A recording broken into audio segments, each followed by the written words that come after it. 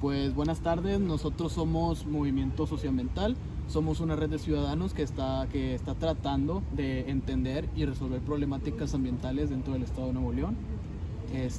Actualmente nos enfocamos en lo que es la problemática del agua.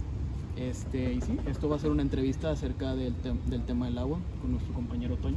No sé si te quieras presentar. Bien, gracias. Buenas tardes, Toño Hernández, y pues aquí, gracias por compartir este espacio para platicar. Muy bien.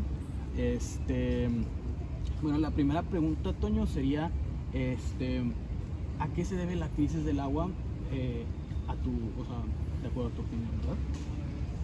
Yo les diría que la respuesta es múltiple, es diversa. O sea, no hay un solo factor que podamos definir como el causante, ¿no? Hay justo ahorita, y ¿por qué digo esto? Ahorita estaba viendo una respuesta a un comentario mío en redes sociales, donde decías que no entienden que es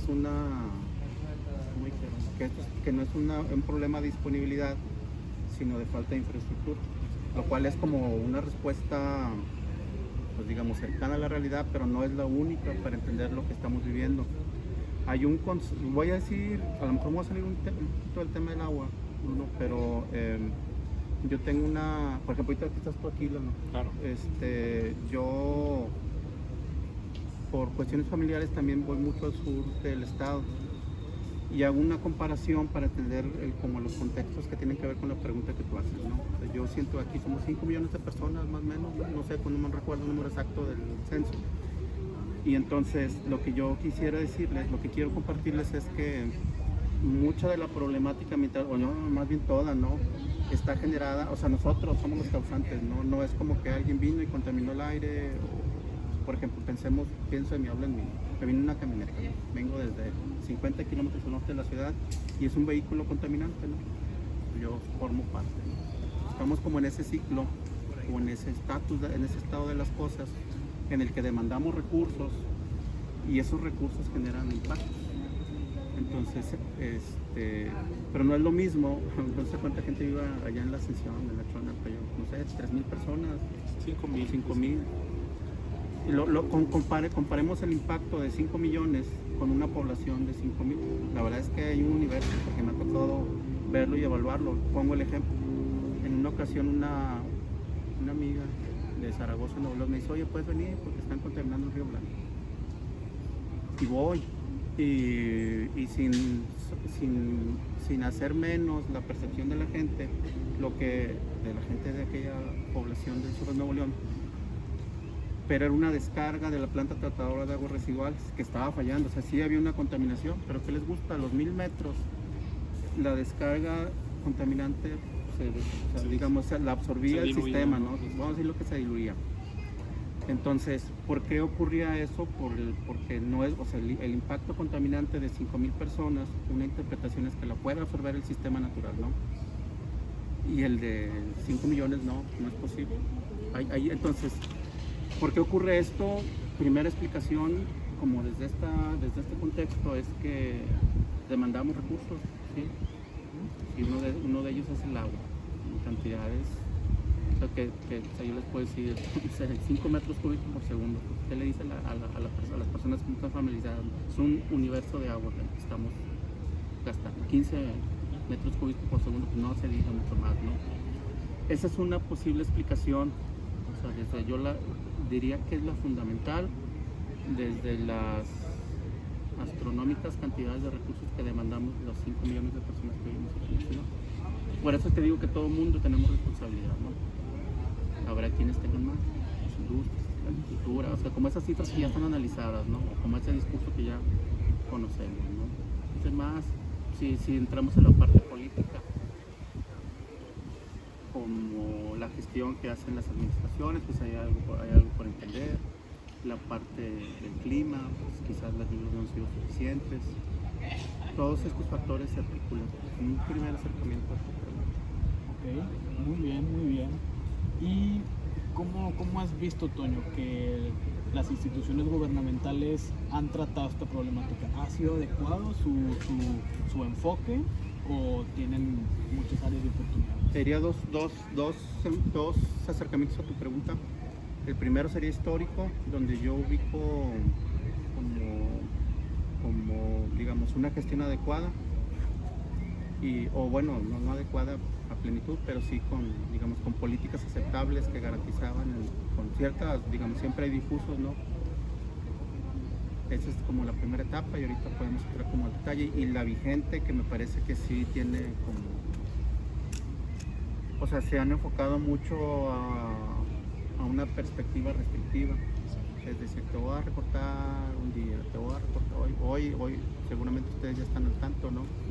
Solo vamos a tener agua menos horas al día, prácticamente no vamos a tener agua, ¿no? Solamente 6, ¿no? Entonces, si ustedes se dan cuenta, el enfoque ha sido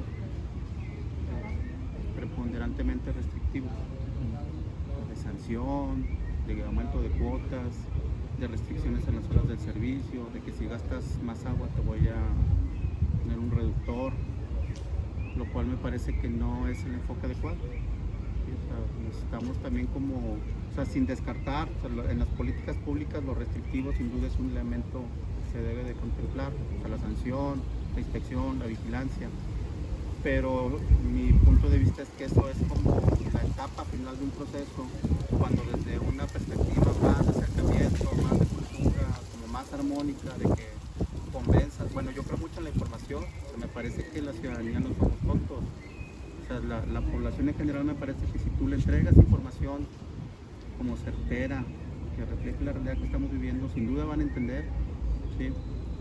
Y esto está vinculado, por ejemplo, con conductas que reduzcan nuestros consumos, no solo de nosotros como un usuario esencial, sino de todos, ¿no? Entonces me parece que ya hay mucho por hacer desde el gobierno. O sea, como les digo, estamos hablando de un enfoque, de una actuación de las administraciones públicas locales que se basan mucho en lo restrictivo, lo cual no funciona. O sea, eso ya está como comprobado con lo que estamos viviendo. O sea, si tú, yo le digo a Juan Ignacio Barragán, que es como un abuelito regañón, ¿no? Vienes y me dices, no gastas agua, güey. Te da un coscorrón, ¿no? Dos Sí. minutos, ¿no? 2 minutos. Entonces, eso no ayuda, o no, pues casi falta que nos digan. Sí, no es necesario. Eso es todo lo opuesto a lo que se le llama cultura del agua, o sea, cómo convence a la población de que gasten menos agua.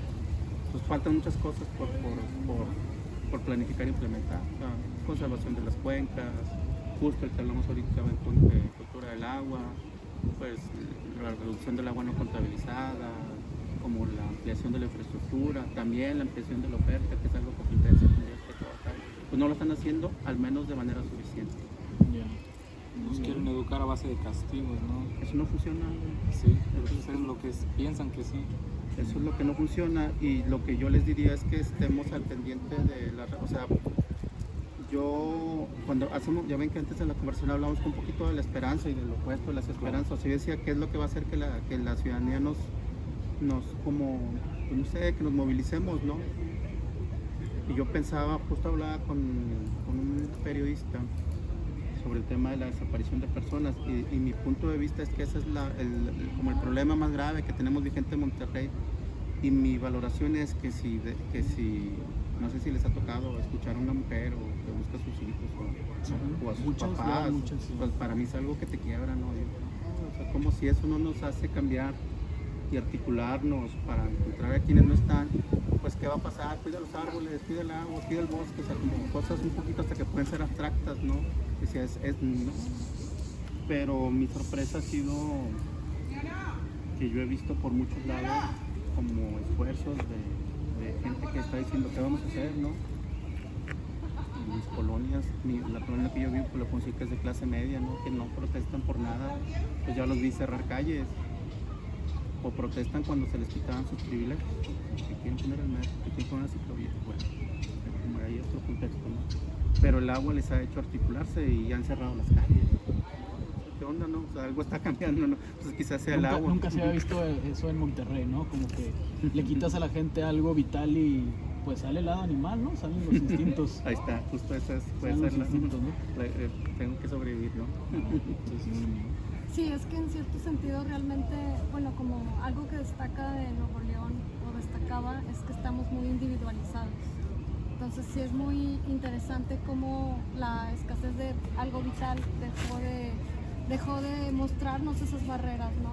Realmente no nos detenemos a preguntarle a esa persona que le falta a alguien de su familia qué está pasando. Es como siempre era como que veíamos a alguien Pobrecito. sufrir y estábamos totalmente individualizados, seguíamos nuestro camino, pero quién diría que hasta ahorita, hasta este sentido, pues nos cambiaría la perspectiva.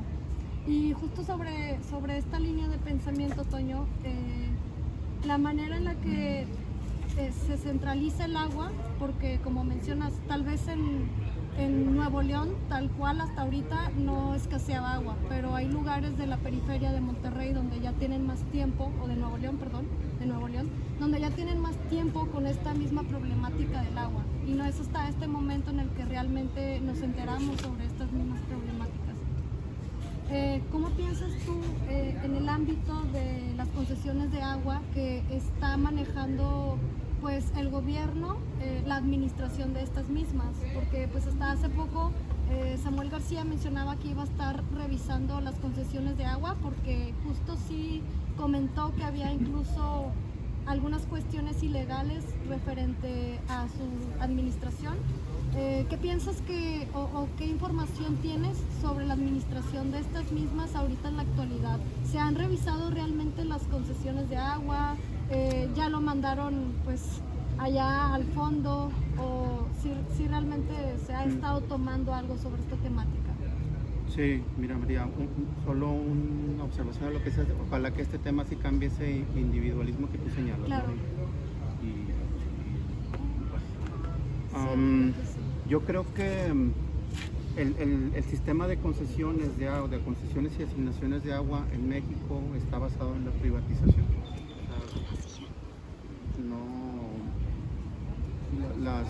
Los volúmenes de agua concesionados, hablemos de Nuevo León, favorecen a intereses privados por encima de los usos residenciales o domésticos. Esa es una realidad. Y así está. Y ahí hay como, pero esto requiere reforma. Y ahí las visiones están en los opuestos y pues hay una pugna, ¿no? Yo lo que veo es que desde el gobierno federal mexicano hay una posición reformista de este sistema de concesiones que lo va a consolidar, es decir, no hay un planteamiento que sea para que esto cambie, ¿no? Y ese es uno. Y en el opuesto yo les sugiero que estén al tanto de la organización que se llama Agua para Todos, donde hay una propuesta de ley de aguas nacionales que justo cambia. Luego esta palabra puede ser como polémica, ¿no? O sea, cambia radicalmente el planteamiento de este sistema. Yo estoy convencido estoy convencido de esa propuesta de ley porque modifica el sistema de concesiones, que N cantidad de cosas como de los instrumentos de gestión, de las políticas públicas, como de todo el sistema de gestión del agua en México, ¿no? Ahí ese es como el primero, ¿no? Y esto se refleja, ¿cómo se refleja en esta situación de incertidumbre que vivimos? Esa revisión que tú señalas, que dijo el gobernador que iba a hacer, para mí no lo han hecho, al menos públicamente no han informado como los resultados de una valoración de ese tipo. Yo te diría que incluso a él no le toca, él no tiene la atribución de hacer esa revisión. Recordemos que el sistema de concesiones es atribución del gobierno federal mexicano a través de la Comisión Nacional del Agua. Entonces tendrían que ser ellos los que impulsaran esta evaluación que tú señalas que dijo que iba a hacer el gobernador, que mi opinión es que no se ha hecho.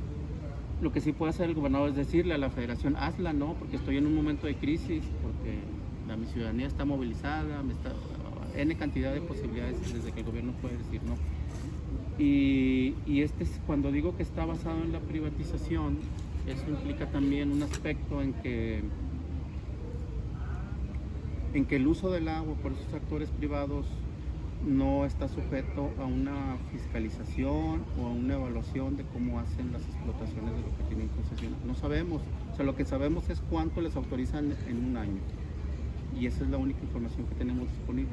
Pero si queremos saber si gastan más, si gastan menos, si rebasaron los volúmenes que tienen autorizados, no hay información.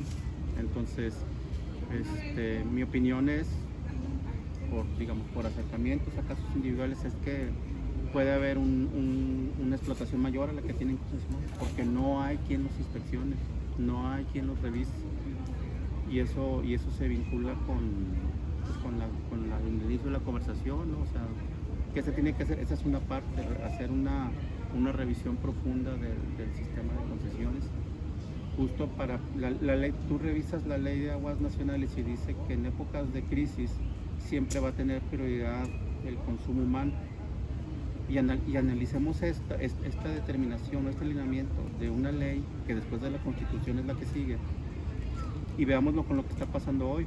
Pues hoy nos acaban de decir, ¿cuántas horas calculaste? Sí, son 6. 6. De 4 de la mañana a 10 es el único lapso en el que vamos a tener agua aquí en el estado. Preguntémonos si ese mismo horario se le va a imponer a las industrias o a la agricultura. No. De hecho, esto podría estar perfecto para la siguiente pregunta, que sería: ¿considera que hay corrupción dentro de todo esto? Parecía obvia la pregunta, pero está muy bien visibilizarlo. Nada, el sistema ambiental mexicano involucra a la Profepa, a la Semarnat y a la Conagua. Están graduados en corrupción muchos de sus elementos, con maestría y doctorado. Sí, ahí nos ganan. Sí, no sé, te pudiera dar un ejemplo. Hablemos del tema del agua. No recuerdo con exactitud el tiempo hacia atrás, el pasado, pero voy a hacer una estimación. Hace quizás 4 años, la Conagua dijo, quienes tengan concesiones, títulos de concesión, tienen que acercarse para su actualización. Y eso era todos, fue una obligación, ¿no? Tienen que acercarse para revisar la vigencia de sus títulos, y si ya se van a vencer, actualizarlos. Y mucha gente, o sea, pero pues, como esa centralización de la vida, ¿no? Que pensamos que todo el mundo tenemos acceso a la comunicación virtual. O sea, mucha gente de las regiones fuera de la ciudad, en las zonas rurales, en las pequeñas poblaciones, hubo gente que ni se enteró, y de repente se dieron cuenta que ya no tenían concesión, porque si no te acercabas perdías la concesión. Entonces, pues imaginen ustedes gente que tenía uso de una concesión por 10, 15 años y de repente ya no lo puede usar, pues que dio paso a un proceso de corrupción para poder recuperarlo, ¿no? Y eso se dio en todo el país.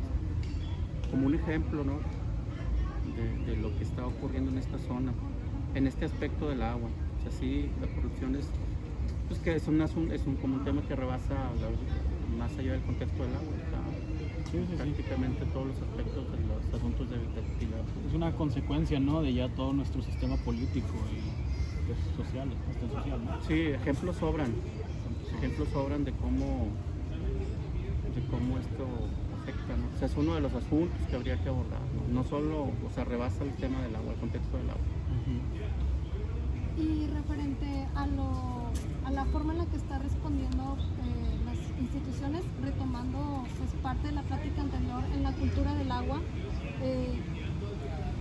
en cierto sentido, claramente se está usando este control de aguas como un dispositivo de control a la población, ¿verdad? O sea, realmente se está tratando de controlar a la población y demostrar, ¿no?, que es una forma pues, muy autoritaria de responder por parte de las instituciones.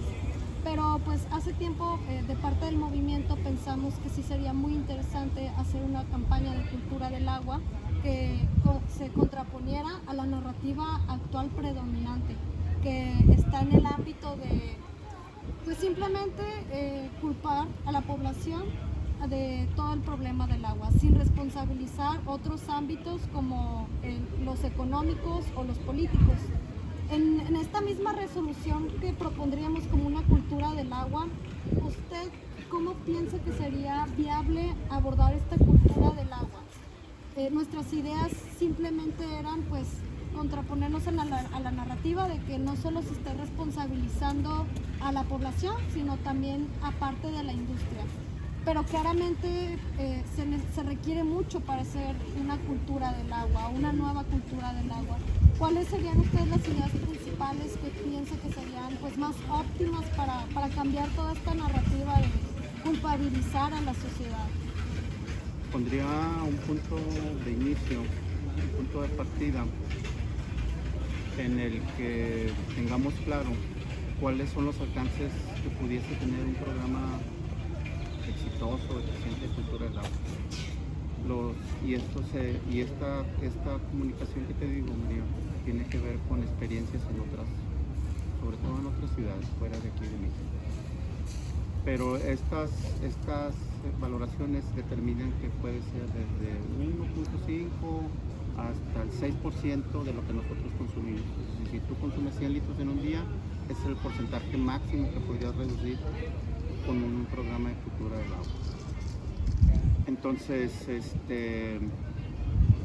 creo que hay un esfuerzo interesante que yo creo que valdría la pena ponerle atención al que está haciendo, y bueno, hasta me siento como extraño decirlo, ¿no? Conocer que un gobierno haga algo cercanamente bueno. Pero yo les diría que pongamos atención a lo que está haciendo la Secretaría de Participación Ciudadana en colaboración con la Secretaría de Cultura de Nuevo León. ¿Cómo se llama el programa? Soluciones Somos. Sí, Soluciones Somos, ¿no? Me parece que ahí hay un buen acercamiento a lo que pudiese ser un programa estructurado de cultura del agua, porque lo que están haciendo es preguntar, ¿no? O sea, ¿qué piensas tú que podemos hacer? Y le están haciendo este requerimiento de información a una diversidad de sectores de la ciudadanía. Ese me parece un buen comienzo, porque luego podemos adoptar la posición de un especialista o un pretendido especialista que va a decir que se tiene que hacer, ¿no? Que sí es necesario, o sea, si hay gente especializada en el tema del agua que nos puede decir qué es lo que se tiene que hacer, pero me parece que también hay que hacer un trabajo de escucha, no desestimar la experiencia personal que podamos tener cada quien, nuestros papás y mamás, nuestras familias, en el tema de cómo podemos gastar menos agua, ¿no? Ese es un primer acercamiento. Y el otro, María, lo diría como marcaría dos contextos, ¿no? O sea, nosotros a mí me tocó vivir una transición en la que no existe internet, por ejemplo, ¿sí? Y en el que la comunicación era bajo otros medios, la televisión, por la radio. Yo me ubico hace todavía 20 años como una escucha constante de la radio, porque era la manera de informarlo. Y ya la ha dejado, ¿no? Mi transición ha sido ahora con estos medios virtuales. Pero creo que hay mucha gente que todavía está como en esa etapa o como en esa transición progresiva, y me parece que un enfoque básico, porque mi mamá ve mucho, aunque sí está en redes sociales, pero por ejemplo mi mamá ve mucho al arquitecto Héctor Benavides, que tiene un noticiero en la tarde, ¿no? O sea, es una fuente de información, ¿no? Entonces creo que un enfoque tendría que ser como enfocado hacia ese segmento de la población que no está totalmente como actualizado con las tecnologías de cómo nos informamos, y el otro justo en este contexto, ¿no? Como con los canales, y yo creo mucho, voy a hacer una reiteración de lo que dije hace un momento, pero creo mucho que en las sociedades informadas sin duda favorecen cambios progresivos deseables. Entonces, me parece que esa es una parte, hay que informar a la gente con una certera realidad de que estamos viviendo, porque creo que la información por sí sola, bien compartida de manera, que sea el concepto adecuada, puede provocar cambios, ¿no? Es decir, por ejemplo, en el económico, pensemos en las tarifas, hay una relación muy obvia y muy lógica, pero mientras más gasta, más paga, ¿no? Entonces creo que esa es una parte que si se trabaja adecuadamente, o sea, es decir, si yo le informo a las personas en donde hagan consumos económicos eficientes del agua a sus domicilios, van a tener un recibo de menor costo. Pues hablemos de las comparaciones de los sistemas tarifarios, eso es uno. Y el otro es, como no, que luego creo que se desestiman, pero a mí me parecen pertinentes, como los hábitos ya muy personales de cómo consumir. O sea, por ejemplo, yo ahorita, no sé, yo estimo que me baño en 5 minutos y no por una cosa de decir, yo ahorro agua, no, sino como que siento que eso es lo que necesito.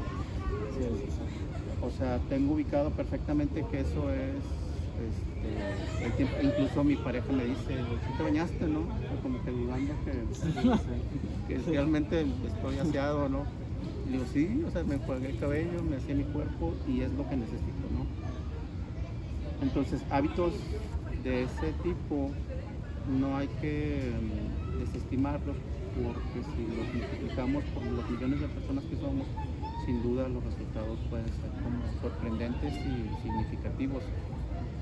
En esa parte del consumo personal creo que hay mucho por trabajar y me parece que no hay nada suficientemente sólido que abone a esta cuestión. Entonces, lo de los sistemas tarifarios me parece importante, lo de los consumos domésticos también. Y un tercero, diría que es como hasta regresarnos a nuestras clases primeras de ciencias naturales, ¿no? Cuando nos hablan del ciclo del agua. Creo que tener ese conocimiento o regresarlo a nuestra mente, a nuestro corazón, nos puede ayudar. El entender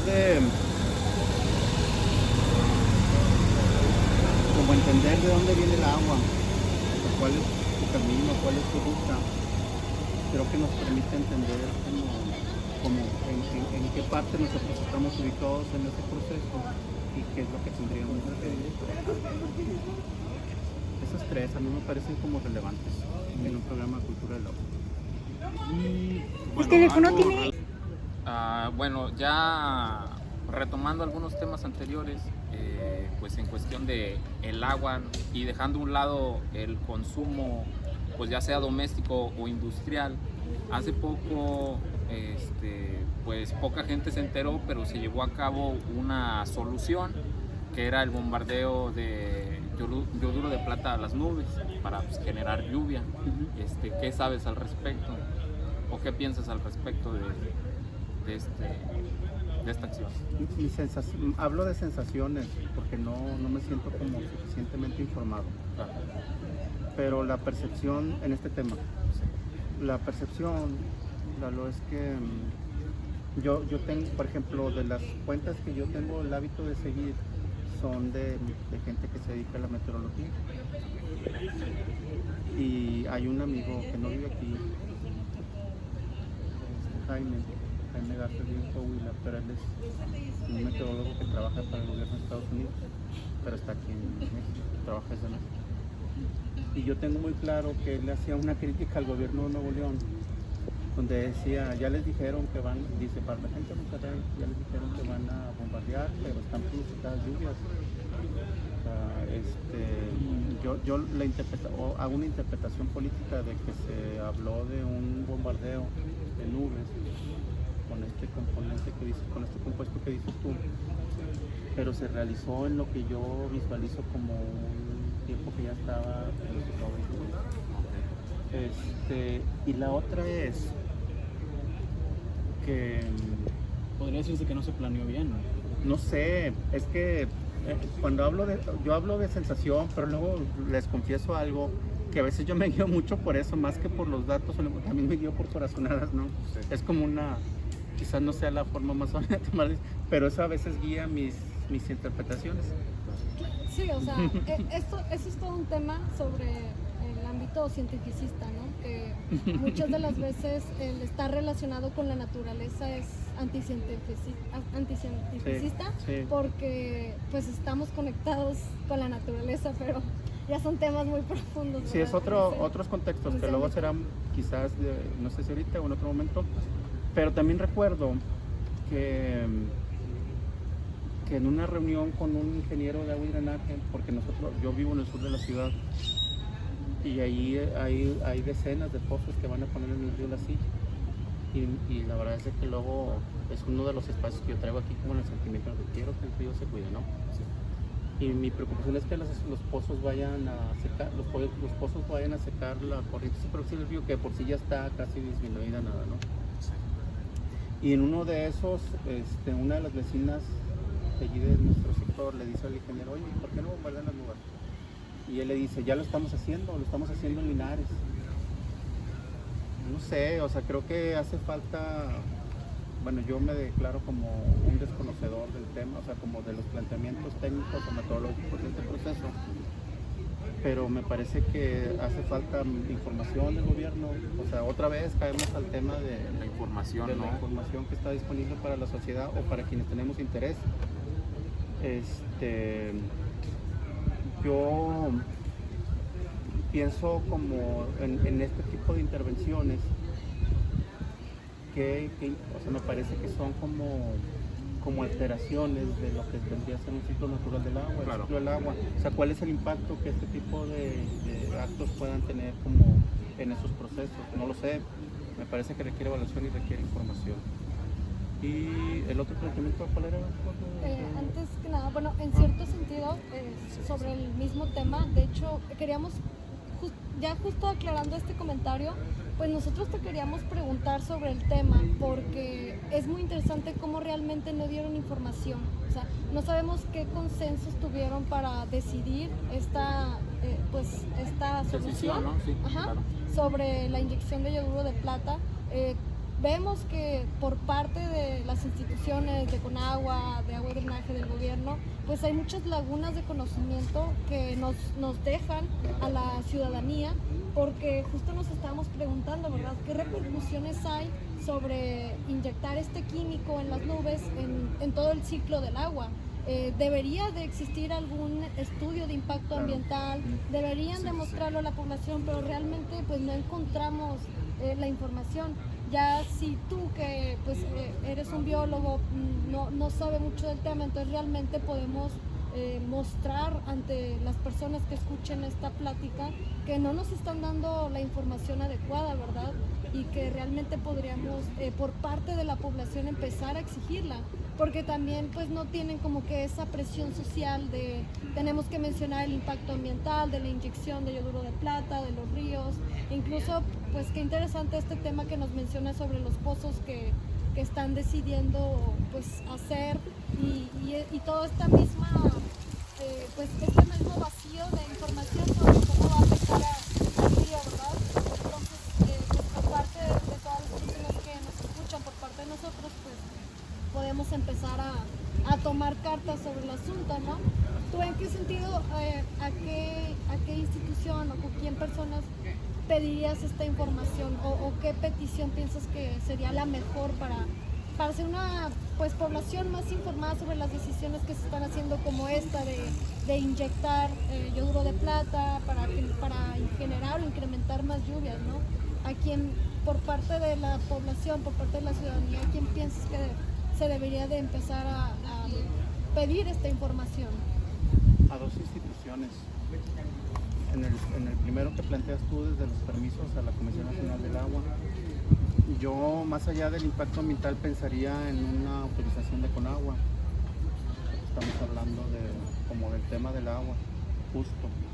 Entonces, creo que en la regulación de este tipo de actos, un permiso de la Comisión Nacional del Agua, ese es uno, porque ahí estaría la información como mínima básica. Y el segundo es al gobierno de Nuevo León. No sé quién haya sido, si Protección Civil, Servicios de Agua y Drenaje, hay una Secretaría de Desarrollo Rural, me parece que se llama, que también pudiese haber tenido intervención. O sea, pensar en las instituciones del gobierno de Nuevo León que tienen relación con este aspecto. Y yo pediría como bitácoras, ¿no? O sea, bitácoras de los vuelos que se usaron para, no sé si desarrojar, no sé cuál es el mecanismo, la acción adecuada, las regiones en las que se hizo, con la ubicación precisa de los vuelos, ¿no? Porque eso nos permitiría, por ejemplo, hacer correlaciones, ¿no? O sea, sabemos al pasado qué días llovieron, ¿no? Y dónde llovió, y hacer un cruce, por ejemplo, con esta información para ver si realmente hay afectación e impacto, ¿no? O sea, si realmente tuvo un efecto en ocasionar la precipitación. Sí. Esa información y esas instituciones de los dos niveles. Sí. Bueno, una última pregunta. Bueno, en dado caso que hayan bombardeado o no hayan bombardeado, ¿crees que haya sido efectivo estas lluvias, por así decirlo, sin un sistema de captación de agua? Bueno, por decir aquí, estuvo lloviendo. Pues sí. Tengo entendido que nada más se capta como cosas así, en sistemas de captación de agua nada más aprovechamos como el 5 o el 10% del agua de la lluvia, ¿no? Yo ahí Sería tengo, un pago eso. no sé, miren, no sé si el planteamiento de tu comentario, porque sea como para establecer una pertinencia de que captemos agua en las casas, que yo digo que sí. O sea, yo por ejemplo ahora que llovió, no, bueno, es que antier hubo otro chubasco en el sur de la ciudad, bien intenso, cabrón. Y no sé, yo creo que fácilmente por ejemplo la casa de mi mamá se capta en el agua. Y yo con una lluvia de esa intensidad pienso que fácilmente se hubieran llenado dos tambos de 200 litros sin ningún problema, y porque eso lo usa mi mamá para las plantas sobre todo. Tiene muchas plantas mi mamá. Entonces yo tengo la referencia de mi niñez y juventud que vivía en su casa. Pues eso hacíamos como, se ve ahorita aquí en el edificio Cineteca que tiene un drenaje para el agua que cae en el techo. Pero sí lo hizo mi papá, bien sencillo, ¿no? Con unos tubos y el tubo de un techo para directo al campo. No, bueno. O sea, no es como que el agua se pierda, o sea, sí hay un requerimiento, o sea, ¿qué quitaría presión? Creo que en la captación de agua sobre todo es pertinente cuando, y otra vez digo una obviedad, cuando tenemos escenarios de incertidumbre. Claro, Poca agua y capta la que va a caer, ¿no? O sea, que se precipita. O sea, eso sin duda es necesario. Yo pienso en políticas públicas. Esta no es una idea mía, esta me la dijo un periodista, ahorita no puedo recordar quién, pero me preguntó mi opinión y me pareció bien. O sea, en el sentido de que si tú demuestras que en tu domicilio o en tu ámbito doméstico, en tu casa, en tu oficina, generas sistemas de captación de agua, equipos ahorradores, pensemos en sanitarios que gastan menos agua, y esto tiene que ver, me faltó en el tema, fíjate, eso sería como para mí en el tema de cultura del agua, los sanitarios ahorradores, las regaderas que consumen menos agua. O sea, si yo demuestro que tengo ese sistema de captación y de ahorro de agua, uno es pertinente y es necesario porque se refleja en que le quitas presión a la red de distribución, y pienso que también tendría que venir como acompañado de estímulos, o sea, es decir, que un descuento en el predial, o una reducción en las tarifas que unos pagas. incentivos, ¿verdad? Y la discusión puede ser en cuáles tendrían que ser esos incentivos. Me parece que esas dos cosas podrían venir aparejadas. Ahora, en el agua, no es como que el agua se pierda, o sea, se pierde de nuestros domicilios, pero recordemos que todo el agua que se precipita va a los ríos. O sea, habrá una parte que absorbe el suelo, la vegetación, otra que se va a los ríos, otra a las presas, pero pensemos como una cuenca, ¿no? O sea, la cuenca es la cazuela que está captando el agua que se precipita, y la hemos como modificado mucho, pero pues el agua si no va por los ríos va por las calles, va por los sistemas de drenaje, pero al final va a dar a los ríos. Y muchos de los ríos van a dar las presas. Entonces yo siento ahí que aunque hay muchas pérdidas en el sistema que estamos, pero ahí está el agua, ¿no? Sí, pues casi más sería para en épocas de crisis el que se utilice la captación estrictamente, por así decirlo. Y yo siento que eso va de manera natural, si esta situación se mantiene de manera natural, vamos a ir a eso. O sea, yo veo otra vez en las redes sociales, hay una colonia enseguida donde yo vivo que se llama San Ángel. Se escucha bien bonito. Un tordo, creo que es un tordo. Sí, es muy bonito. O sea, ahora es un sector que todos los días tiene recortes y agua, y vamos a ir a las calles. y empezó a llover y de manera de que alguien empezó a vender tambos, alguien empezó a vender para que capten agua, ¿no? O sea, una manera muy lineal y básica, pero creo que puede ser como una reacción a eso, Sí, ¿no? claro. Vamos a agarrar el agua cuando llueve, ¿no? Sí, Pero creo que ya ahora sí, pertinente. creo que ahora sí ya la última pregunta sería, ¿opinas, Toño, si se está distribuyendo el agua equitativamente? Si los recortes de agua se le está haciendo a la población de manera igual, equitativa? No, No. les diría, yo aún en esta situación de crisis me considero que vivo en un sector privilegiado de la ciudad. O sea, solo 3 veces he tenido recortes y de horas. O sea, yo ahorita ya quizás hay un cambio, ¿no? A partir de hoy con lo que acaban de anunciar. Pero todavía ayer me bañaba con suficiente presión del agua, sin problemas. En la oposición a mis vecinos de 100 metros, ¿no? En San Ángel, que todos los días no tienen agua. Hablo de mi contexto doméstico, ¿no? Y si hay una transición de que están los sectores de country, bueno, que también estuvieron batallando, no tanto, ¿no? Y ahí hay como una cuestión de cómo te adaptas a la carencia, ¿no?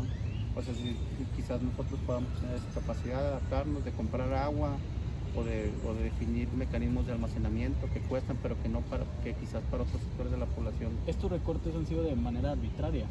Yo siento que sí hicieron una planificación, pero fue administrativa y que la realidad no, ¿cómo decirlo?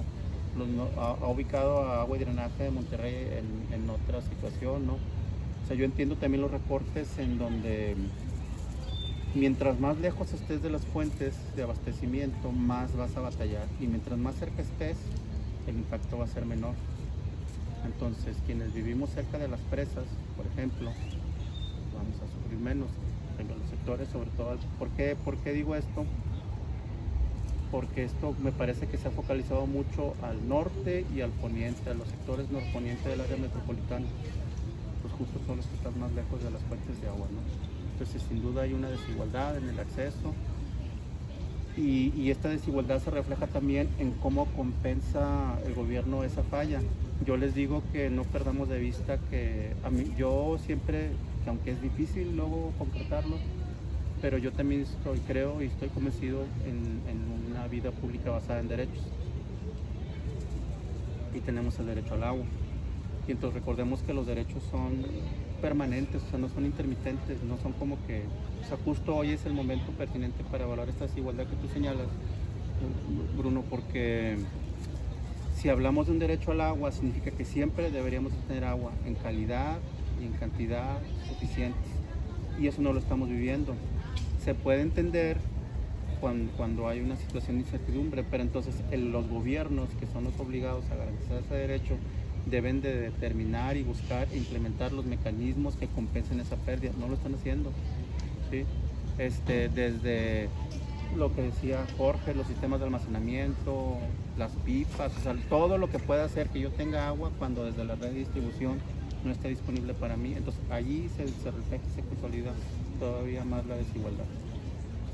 Y es muy interesante el comentario que haces sobre la capacidad de poder acceder tú al agua, ¿verdad? Porque justo ahorita es el problema que está habiendo sobre los tinacos, ¿verdad? Hay muchas personas que ahorita no tienen el poder adquisitivo de comprar un tinaco, hay personas que sí los están teniendo y de igual manera pues se ha mostrado por parte de diferentes instituciones como el gobierno, de Agua y Drenaje, que no les importa cómo se está centralizando el agua, pues solo quienes pueden tener este tipo de privilegios, ¿no? Y es como que un área para mejorar por parte de las instituciones responsables. Todos estos dos aspectos generales que tú dices, María, yo lo vincularía otra vez con la información.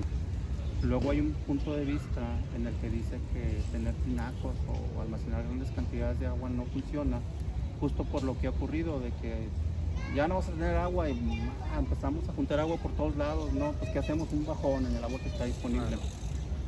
Entonces, pero ¿qué ocasiona eso? Justo la desinformación del gobierno. Si el gobierno me dice,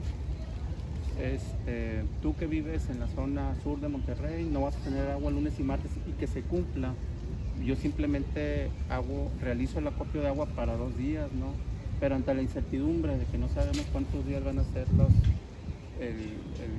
la carencia del agua, acumulo un montón, ¿no? Pues ¿qué es lo que ocasiona? Pues la disminución de las presas, por ejemplo, y ahí viene el regaño. Yo diría que estos dos aspectos que tú señalas justo van con la disponibilidad de información para la ciudadanía, porque eso es justo lo que te permite tomar decisiones como más sólidas, ¿no? Y no basadas en la incertidumbre. ¿Cuándo va a venir el agua? ¿Quién sabe? Pues junto 500 litros, ¿no?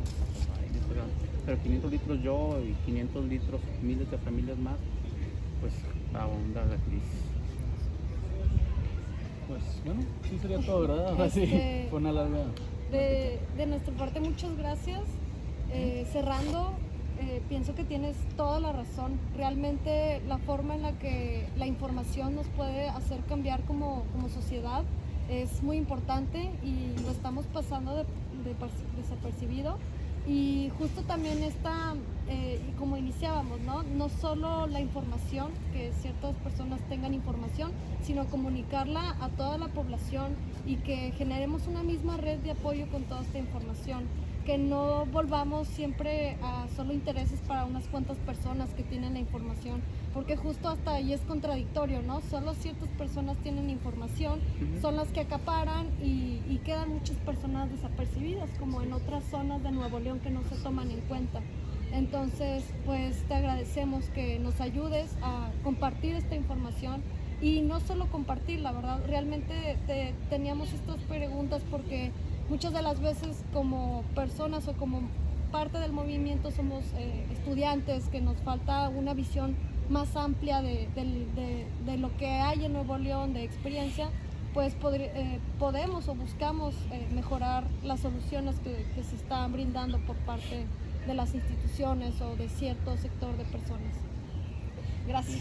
Muchísimas gracias, Toño. Movimiento Socioambiental, pues sí, te agradezco por tu participación y pues bueno, nada, eso es todo. Muy bien.